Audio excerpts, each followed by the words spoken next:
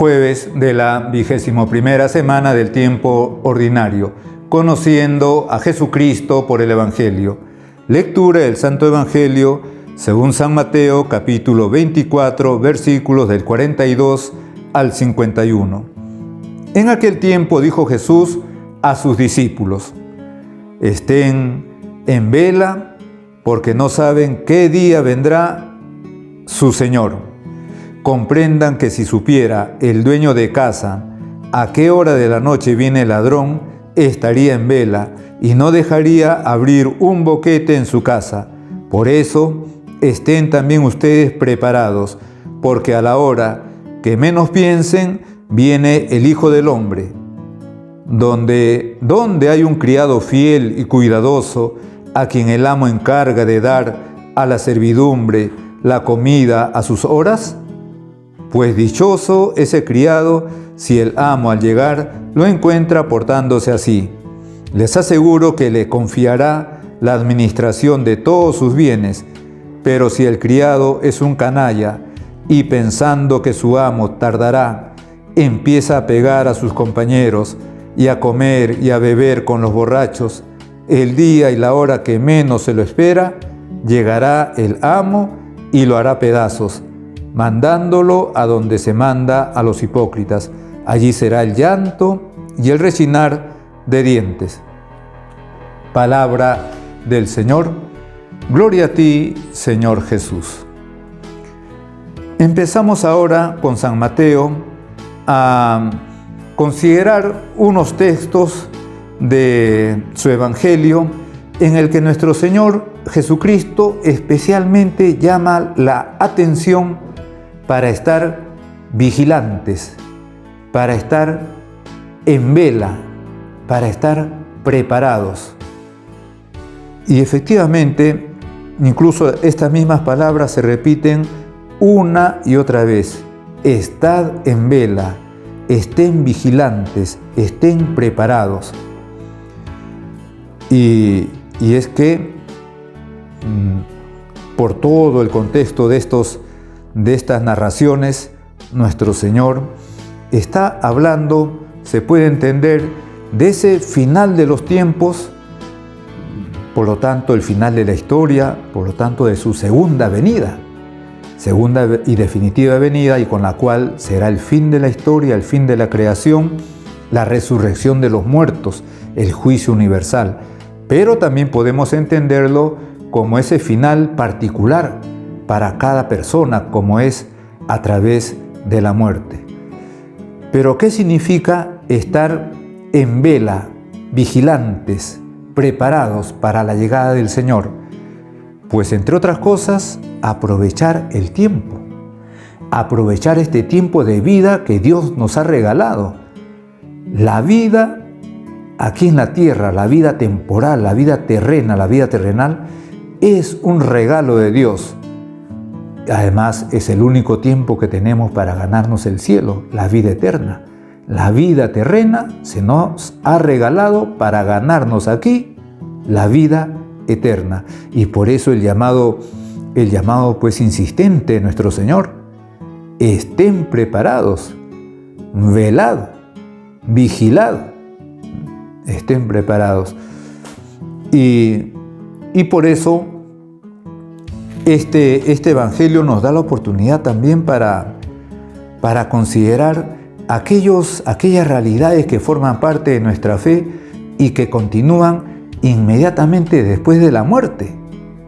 Vamos a verlo con el mismo compendio del Catecismo de la Iglesia Católica, cuando comentando el credo y casi al final del credo, cuando decimos: creo en la resurrección de la carne y creo en la vida eterna, porque eso es lo que decimos en el credo. Creo en la resurrección de la carne. ¿Qué significa eso? Pues el catecismo, el compendio del catecismo, en 5 preguntas con sus respuestas, nos da los lineamientos de lo que significa creer en la resurrección de la carne. Primero empieza preguntándose qué se indica con el término carne y cuál es su importancia. creo en la resurrección de la carne. Dice el catecismo, el término carne designa al hombre en su condición de debilidad y mortalidad. La carne es soporte de la salvación. En efecto, creemos en Dios, que es el creador de la carne. Creemos en el Verbo hecho carne para rescatar la carne. Creemos en la resurrección de la carne, perfección de la creación y de la redención de la carne. Y después el compendio se pregunta, ¿qué significa la expresión resurrección de la carne? La expresión resurrección de la carne significa que el estado definitivo del hombre no será solamente el alma espiritual separada del cuerpo, sino que también nuestros cuerpos mortales un día volverán a tener vida. Hasta aquí lo que dice el compendio. En otras palabras, está diciendo que al final de los tiempos nuestras almas se unirán a nuestros cuerpos, cada alma con ese cuerpo que llevó aquí en la tierra. Eso es lo que significa resurrección de la carne y que forma parte de nuestra fe, de nuestra doctrina, revelada por nuestro mismo Señor Jesucristo. Luego se pregunta el catecismo, ¿qué relación existe entre la resurrección de Cristo y nuestra resurrección? Así como Cristo ha resucitado verdaderamente de entre los muertos y vive para siempre, así también Él resucitará a todos en el último día, con un cuerpo incorruptible. Los que hayan hecho el bien resucitarán para la vida y los que hayan hecho el mal para la condenación. Eso lo dice nuestro Señor en el Evangelio según San Juan. Uno lee el capítulo 5, el versículo 29, y efectivamente ahí encontramos esas palabras de nuestro Señor. Después se pregunta el compendio, ¿qué sucede con la muerte a nuestro cuerpo y a nuestra alma? Con la muerte, que es separación del alma y del cuerpo, el cuerpo, cae en la corrupción, mientras el alma, que es inmortal, va al encuentro del juicio de Dios y espera volverse a unir al cuerpo cuando éste resurja transformado en la segunda venida del Señor. Comprender cómo tendrá lugar la resurrección sobrepasa la posibilidad de nuestra imaginación y nuestro entendimiento. ¿Y qué significa morir en Cristo Jesús? Morir en Cristo Jesús significa morir en gracia de Dios, sin pecado mortal. Así, el creyente en Cristo, siguiendo su ejemplo, puede transformar la propia muerte en un acto de obediencia y de amor al Padre. Es cierta esta afirmación: si hemos muerto con Él, también viviremos con Él, dirá San Pablo en una de sus cartas a su discípulo Timoteo. Y después de explicar estas cosas, el compendio acerca de la resurrección de la carne va a explicar lo que es la vida eterna, cuando lo confesamos precisamente en el credo: creo en la vida eterna. ¿Qué es la vida eterna? Contesta así el compendio: la vida eterna es la que comienza inmediatamente después de la muerte.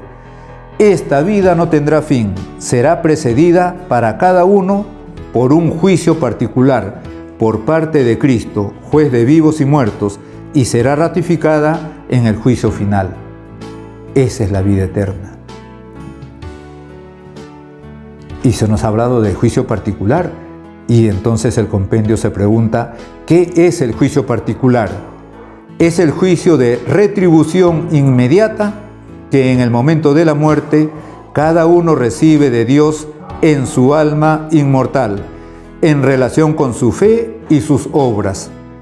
Esta retribución consiste en el acceso a la felicidad del cielo, inmediatamente, o después de una adecuada purificación, o bien de la condenación eterna al infierno. Y se pregunta también el compendio, ¿qué se entiende por cielo? ¿Qué es el cielo? Por cielo se entiende el estado de felicidad suprema y definitiva. Todos aquellos que mueren en gracia de Dios y no tienen necesidad de posterior purificación son reunidos en torno a Jesús, a María, a los ángeles y a los santos, formando así la iglesia del cielo, donde ven a Dios cara a cara, viven en comunión de amor con la Santísima Trinidad e interceden por nosotros.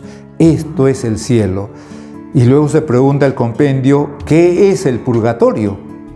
El purgatorio es el estado de los que mueren en amistad con Dios, pero aunque están seguros de su salvación eterna, necesitan aún de purificación para entrar en la eterna bienaventuranza. ¿Y cómo podemos ayudar en la purificación de las almas del purgatorio? Y contesta el compendio, en virtud de la comunión de los santos, los fieles que peregrinan aún en la tierra pueden ayudar a las almas del purgatorio ofreciendo por ellas oraciones de sufragio, en particular el sacrificio de la Eucaristía, pero también limosnas, indulgencias y obras de penitencia. Y después se pregunta el compendio, ¿en qué consiste el infierno? Consiste en la condenación eterna de todos aquellos que mueren por libre elección en pecado mortal. La pena principal del infierno consiste en la separación eterna de Dios, en quien únicamente encuentra el hombre la vida y la felicidad para las que ha sido creado y a las que aspira. Cristo mismo expresa esta realidad con las palabras: aléjense de mí, malditos, al fuego eterno. Pero si esto es así, el catecismo se pregunta, ¿cómo se concilia la existencia del infierno con la infinita bondad de Dios? Y responde, Dios quiere que todos lleguen a la conversión, pero habiendo creado al hombre libre y también responsable, respeta sus decisiones.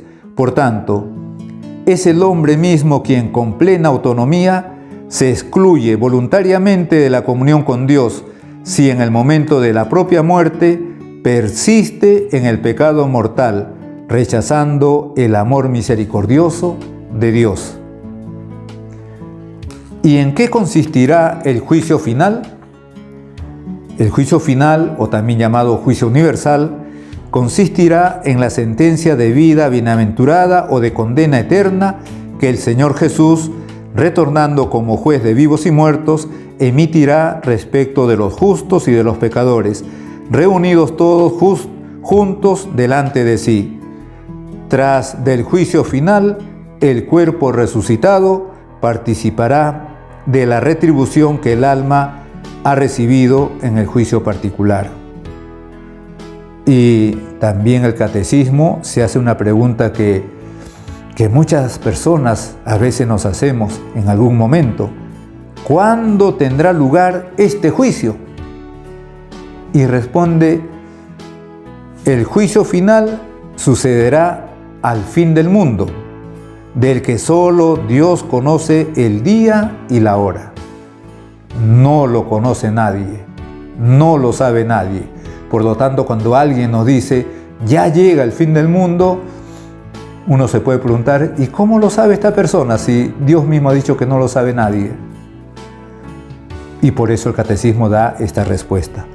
Y finalmente se pregunta el compendio, ¿qué es la esperanza de los cielos nuevos y de la tierra nueva? Después del juicio final, el universo entero, liberado de la esclavitud de la corrupción, participará de la gloria de Cristo, inaugurando los nuevos cielos y la tierra nueva. Así se alcanzará la plenitud del reino de Dios, es decir, la realización definitiva del designio salvífico de Dios de hacer que todo tenga a Cristo por cabeza, lo que está en los cielos y lo que está en la tierra. Dios será todo en todos en la vida eterna.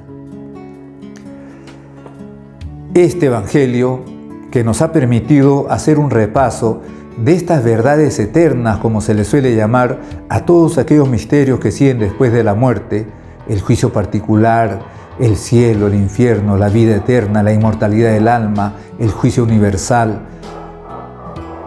Este Evangelio nos permite renovar nuestra fe en estos misterios y llenarnos de esperanza en Jesucristo y de deseos de alcanzar el cielo, de alcanzar la vida eterna junto a la Santísima Trinidad, junto a Jesucristo, la Virgen, los ángeles, los santos. Se lo imploramos a Dios a través de la Virgen Santísima. En el nombre del Padre, y del Hijo, y del Espíritu Santo. Amén.